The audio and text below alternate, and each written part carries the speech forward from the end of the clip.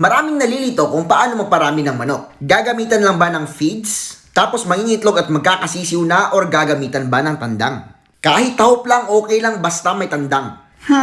Mga inahin na lang kaya alagaan natin tapos feeds lang. Teka lang. Alam nyo ba yung mga tanong na nabanggit ko ay merong iba't ibang layunin? Sasagutin natin lahat ng nasa utak nyo para makapagsimula na kayo na magparami at para malaman ang kitaan dito sa manukan. Pero bago tayo mag-proceed, gusto mo bang magkaroon ng 1K? Mamimili ako ng mga lucky sharers na palagi nagsishare ng mga videos natin. Kaya, share mo na. Paki-heart mo na rin.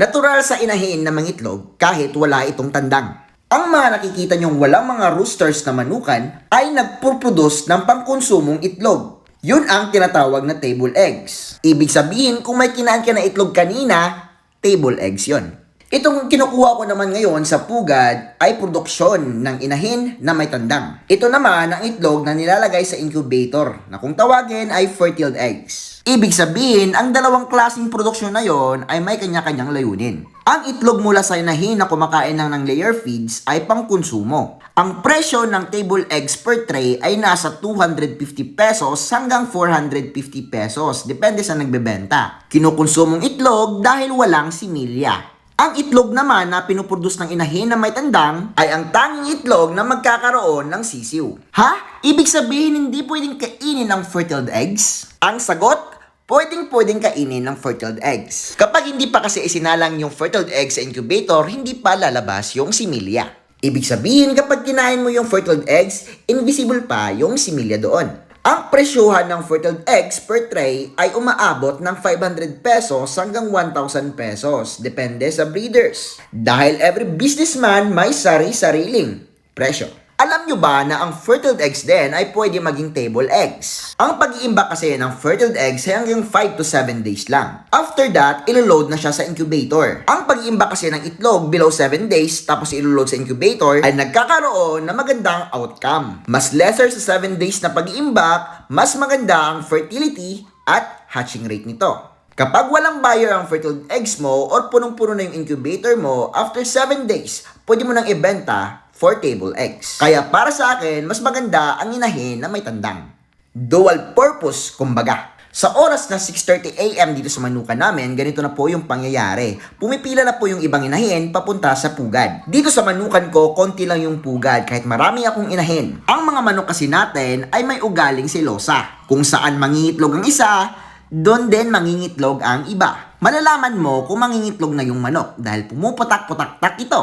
At pagkatapos niyan, pumuputak-tak rin. Yung mga nasa baba naman ay yung gustong makapag-mate. 5:30 AM in the morning pa lang kasi, napakain na po itong mga manok natin kaya wala na silang ibang gagawin kundi ang makipag-breeding lang. Yung trabaho naman dito sa manukan, I always check the eggs lang. 2 hours to 4 hours lang kami nagtatrabaho dito sa manukan. Twice a day lang kasi kami napapakain, thrice a day naglilinis ng tubig, at thrice a day nag-harvest ng itlog. Panatilihin nyo rin i-check yung mga itlog na dapat wala talagang cracks. Hindi kasi kami nagpapalilim dito ng mga manok sa pugad, kundi sa incubator po talaga nilalagay yung mga itlog. Kaya kapag merong cracks yung itlog, pwede itong pasukan ng bakterya sa loob ng incubator at pwedeng maging toxic at pumutok. Kapag pumutok ang mabahong itlog sa incubator, pwedeng madama yung mga goods na itlog at pwede din silang maging toxic at puputok rin. Kaya bago namin niloload yung mga itlog sa incubators, sinasanitize talaga namin. Alam nyo ba ang kailangan ng init sa ating mga alagang manok? Nakakatulong kasi to para mas gumanda pa yung balahibo nila at mabilis yung produksyon natin. Nakakatulong ang init ng araw para mabilis ma-produce yung itlog sa ovary ng ating mga manok. Kaya pag maganda yung panahon, mas marami tayo na puproduce kumpara sa maulan na panahon.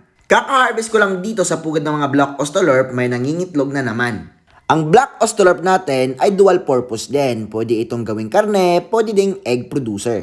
Meron ding manok na loner. Sila kasi yung mga mababait. Pero napapansin nyo ba kung sino yung mabait at tahimik, sila pa yung unang nabubuntis? Char lang. Dito naman tayo sa native chickens natin. Ang native chicken lang natin, yung breeds dito na broody talaga. Ibig sabihin, in case of emergency, kung wala man tayong incubator, yung mga native chickens natin, yung sasalo sa mga fertile eggs para limliman at magiging sisiw.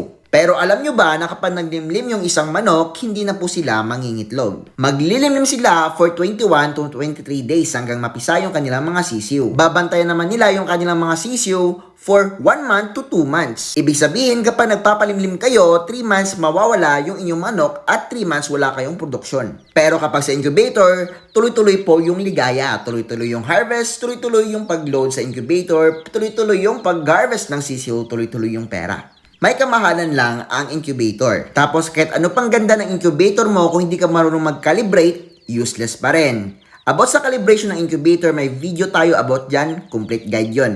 Kung natatakot naman kayo mag-incubate sa inyong mga itlog, pwede naman kayo bumili ng mga sisiw. 60 pesos ang walang bakuna dito, 80 pesos naman ang vaccinated ng Beyond B1 plus Lasota plus infectious bronchitis. Ang mga breeders ng mga sisiw natin or parents nila ay vaccinated. Lalong-lalo na meron din silang Coryza vaccine. Every harvest namin kami nagbabakuna dito. Kaya proven and tested na hindi totoo yung haka-haka na kapag nagbakuna ka tapos yung mga hindi nabakunahan ay mamamatay. No, hindi totoo yun. Dito sa mga sisiw natin, yung ginagamit kong ilaw talaga is 100 watts. Hindi ako gumagamit ng watts below 100. Dito naman ako sa mga Rhode Island Reds natin. Sa 6:30 AM, dalawa lang po yung nakuha ko dito. Masyado pang maaga, napakatagal pang dumilim. And alam nyo ba na yung mga manok natin kahit gabi, meron ding nangingitlog. Pero hindi na sa pugad, kundi sa baba dahil naghahapon na yung mga manok natin.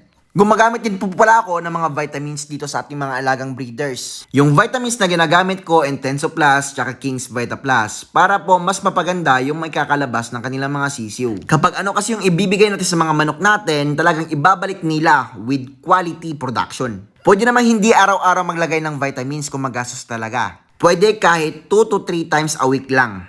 After magtrabaho, kainan na. Ito ang ulam sa probinsya, lauoy, at may pritong isda. Hindi mabigat yung trabaho namin dito, enjoy, palaging may tawanan, walang toxic na kasama, hawak namin yung sarili naming oras. At sa oras ng tagipit, meron kaming manok for meat. Meron akong i-introduce na game app sa inyo. Ito yung palaging nilalaro ko. Pero sa mga hindi gusto nito, pwede nyo nang skip yung video natin. Ang larong ito ay tinatawag na Game 8. Pwede kang kumita rito habang nasa bahay ka lang. At dahil nanood ka ng video natin, meron itong promo sa comment section natin. Click mo lang yon. Parang pasok! Dito guys, sobrang daming mga laro at mamimili ka na lang kung anong gusto mong laruin dito guys. And by the way guys, kung gusto nyo mag-deposit, click lang natin yung plus dito sa taas. And yan guys, pwede ka mag-deposit gamit ang GCash, PayMaya, USDT. And dito guys, pwede kang mag-deposit ng 102 pataas. And kung gusto niyo naman mag-cash out dito, click lang natin yung sa katabi niya. And yun guys. And meron tayong mga promo dito guys. Kaya sobrang ganda talaga itong apps at sobrang bilis mga laro dito. Dito tayo sa slot. And dito guys, kung gusto niyo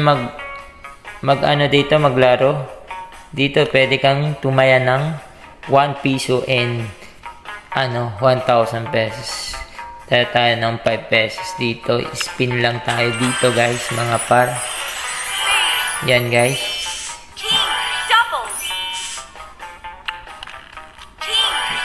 Bali, meron tayong 100 na balance.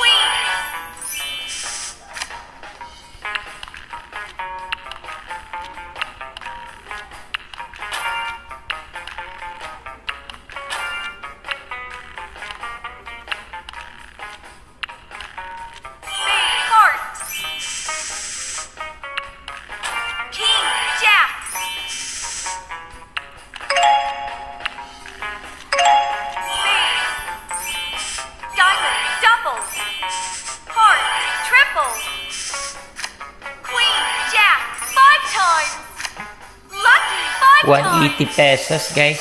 diamond, 5 37, times, king, 5 times, 20, 5 times, heart, 5 15, times, club, 5 times, 112, diamond, 5 times, 37. Yun guys, panalo agad tayo ng 450 pesos. Ganun lang kadali dito guys, mga par.